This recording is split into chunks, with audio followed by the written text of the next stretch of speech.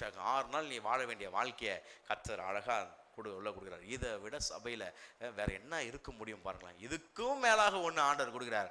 யாரும் உன்னை தொடாதபடிக்கு பாதுகாப்பை உண்டு பண்ணுகிறார். சபையில் வந்தீங்கன்னா எங்கே போனாலும் உங்களுக்கு பாதுகாப்பு, எங்கே நீங்கள் வண்டியை ஓட்டினாலும் பாதுகாப்பு, எப்படிப்பட்ட கொடியர்கள் மத்தியில் இருந்தாலும் பாதுகாப்பு, எவ்வளோ பெரிய வியாதியில் இருந்தாலும் கர்த்தர் உங்களை பாதுகாக்கிறார். எவ்வளோ பெரிய ஒரு இடுக்கண்களை நெருக்கங்களை நீ மாட்டியிருந்தாலும் ஆண்டவர் உங்களை பாதுகாக்க வல்லவராக இருக்கிறார். அவர் உங்களை பாதுகாக்கிறவராக இருக்கிறார். இதுதான் கர்த்தர் நம்மளுக்கு சொல்லிக் கொடுக்குறார். இன்னைக்கு சொல்லிக் கொடுக்குற வேண்டிய ஏன் நம்மளை சபையில் கட்டாயப்படுத்தி கூட்டிகிட்டு வராருன்னா, இந்த சபையில் எல்லாமே உள்ளே இருக்கிறது. அதுக்கு சாக்கு போக்கு சொல்லாமல் நீங்கள் கண்டிப்பாக வரணுன்றதான் ஆவியானோட வேலையே.